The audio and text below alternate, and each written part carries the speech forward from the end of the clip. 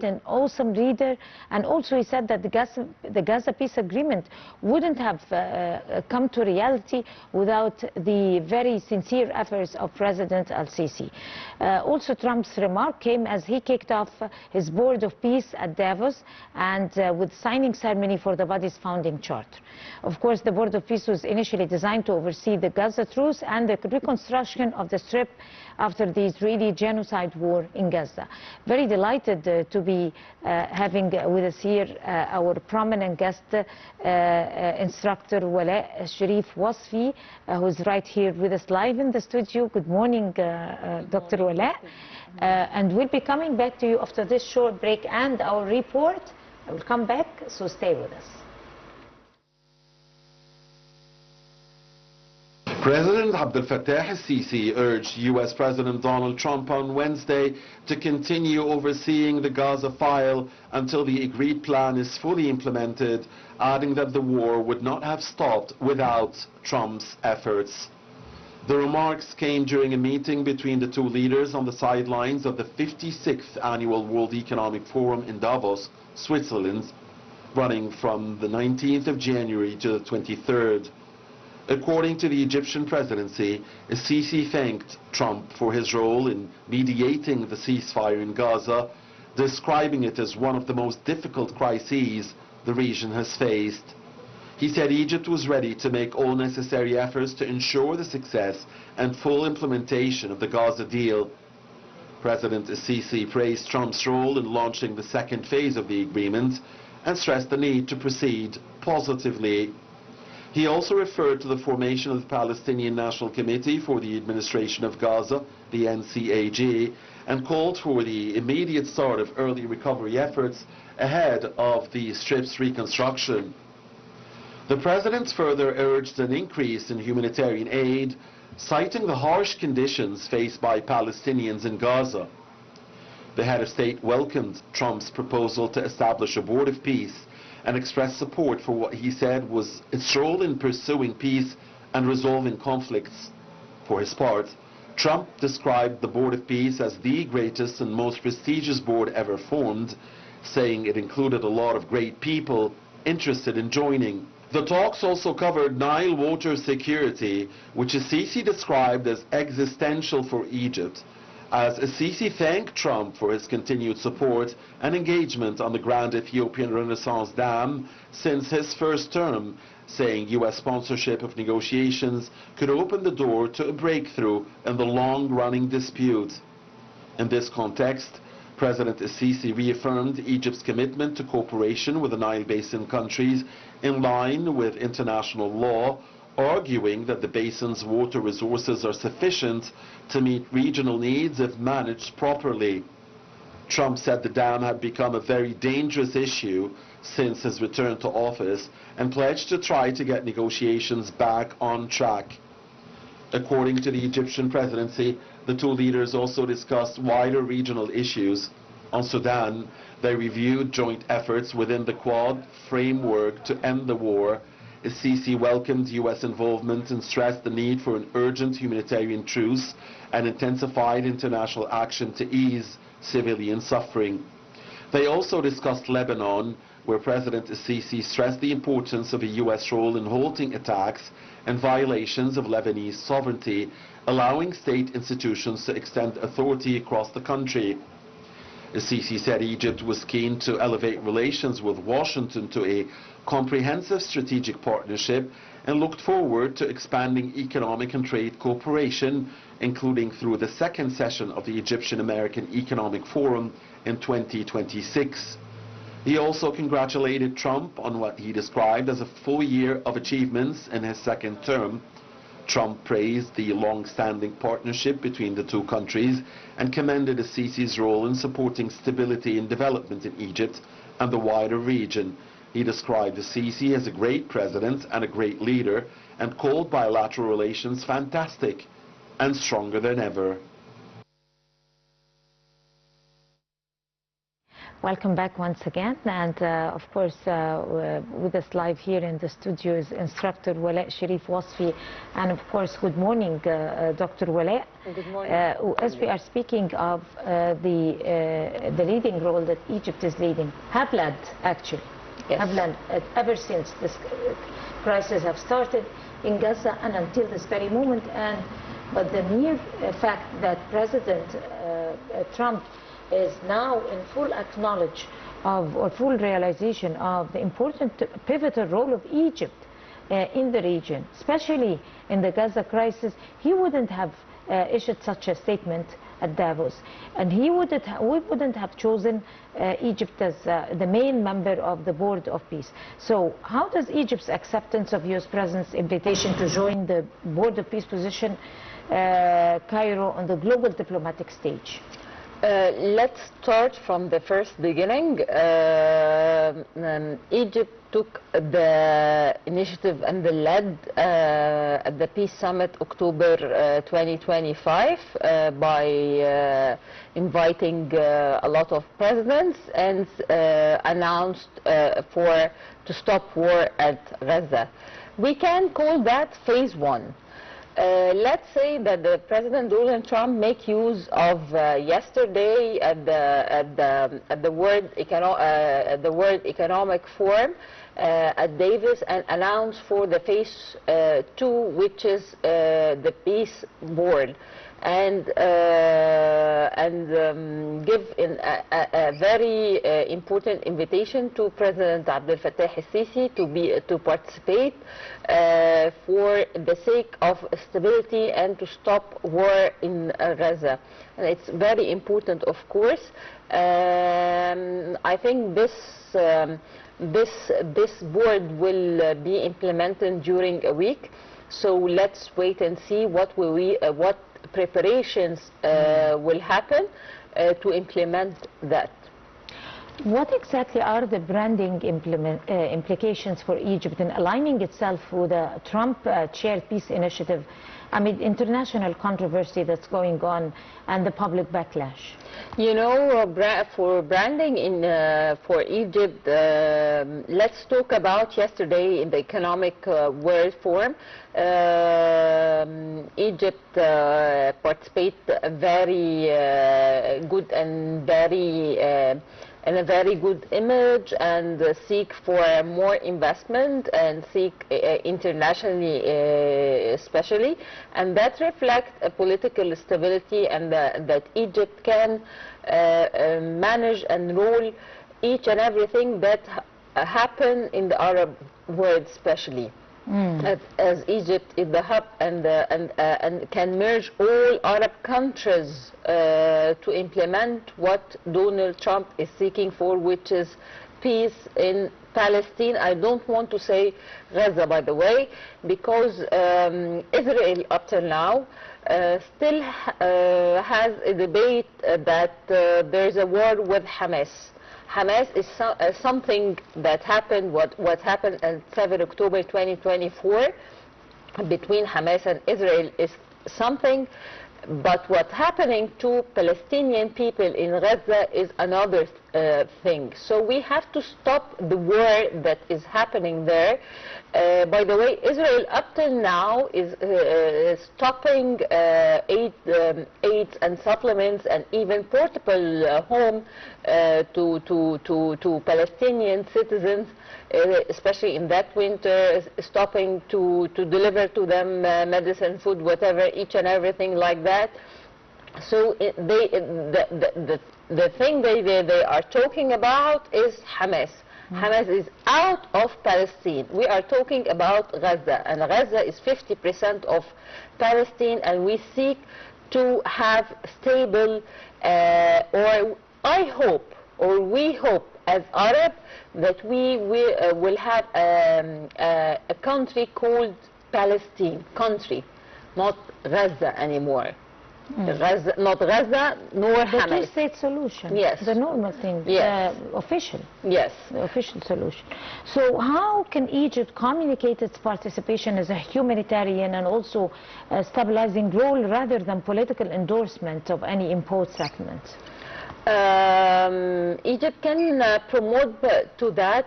By the way, I would like to tell you another thing that President Donald Trump yesterday at the Economic Forum announced or said, let's say not it's announced, but stated he gave an invitation to 60 presidents of countries to participate as a membership in the board, in the peace board, but just in case, to pay $1 billion, just to be a member in the board for 3 years only.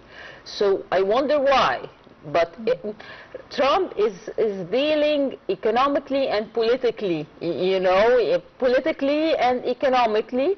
But if he asks, he thinks that this is another military deal done in the Middle East, just like what he did in Saudi Arabia. I mean, all of his steps are deals. Yes, but I would like to the best benefit of the United States. Yes, but $1 billion is not a great number for some countries. They can pay it to be a member in that peace board for 3 years as a member. Why he asked for that? Let's say why he why that was my second question. Yeah, why Donald Trump asked for that? Because I hope that he seek for the reconstruction of Gaza, and to reconstruct Gaza we need $75 billion or more than $100 billion to reconstruct Gaza again. So it's a great idea, hope to be implemented too, and hope we market to encourage countries to participate, even it's for 3 years, and we seek for peace all over the world. So why not? But at the same time, the countries they have their own doubts, and they're very right, because they are going to spend this money, or the whole world is going to spend the money, but then it's again going to be wasted by the bombardment and the continuous strikes from the occupation forces. Again, who's going to guarantee that after the construction they're not going to strike our brothers and sisters? Unfortunately, you cannot guarantee anything. Yes, no guarantee at all. Exactly, but still we have to reconstruct and have our hands, because they need a life. Yes. The basic human rights. Yes. So how can Egypt leverage its seat on the board of peace to center the Palestinian question, the sufferings and all the situation that they're going through, within the board's agenda? I think up till the peace board will be implemented, mainly it will be implemented, by the way, in Davos too. I think within a week, I think Egypt will has started from yesterday to prepare for the agenda to participate, as it's the main country in the Arab region, to merge between all Arab countries, as it's the hub to make each and everything reach Palestine, and to implement peace in Palestine, even through Sharm el-Sheikh and Sinai and Rafah, of course. So, in terms of political communication, what narratives should Egypt be emphasizing to reinforce its image as a defender of the Palestinian rights, rather than a mediator detached from the humanitarian realities? Palestinians, people and citizens have a lot of rights that they have to get, but at least the human being rights is not available for them. We seek among history to deliver that to them, and hope so that they work hard more and more to implement that to themselves. And I would like to tell you another important thing, that President Donald Trump not only has invited President Sisi.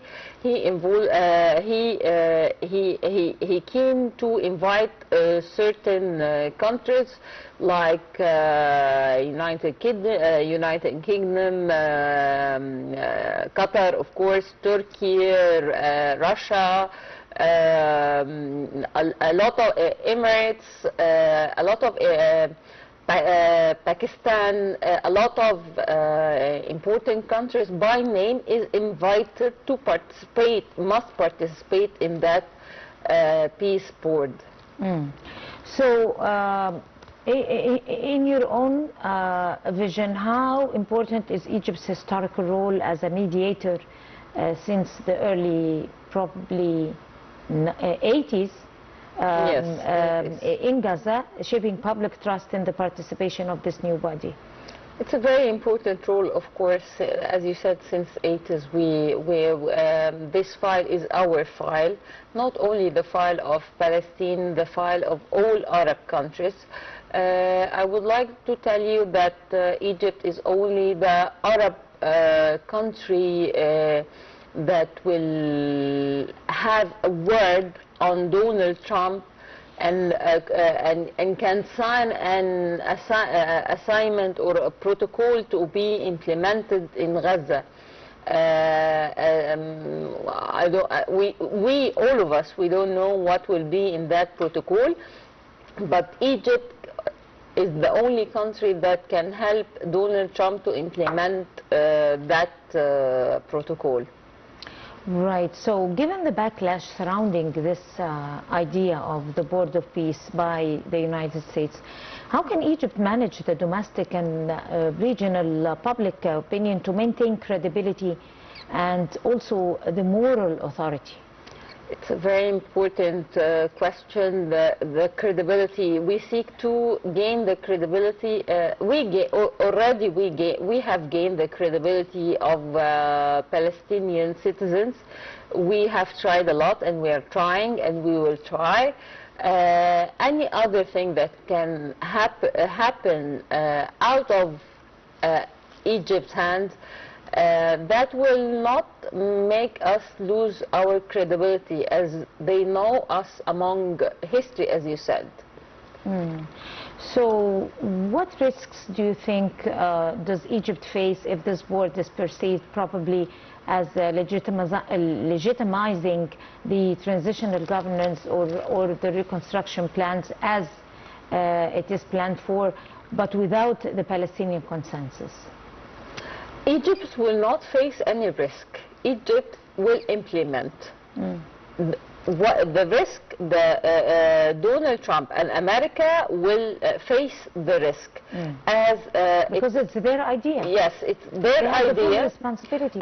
Yes, it's their idea, and it's their full responsibility. And they said that they seek to reconstruct Gaza from the beginning, and to offer Palestinian people each and everything for humanity, or to be a very normal human being. So the risk face America and President Donald Trump, don't face us as Egypt.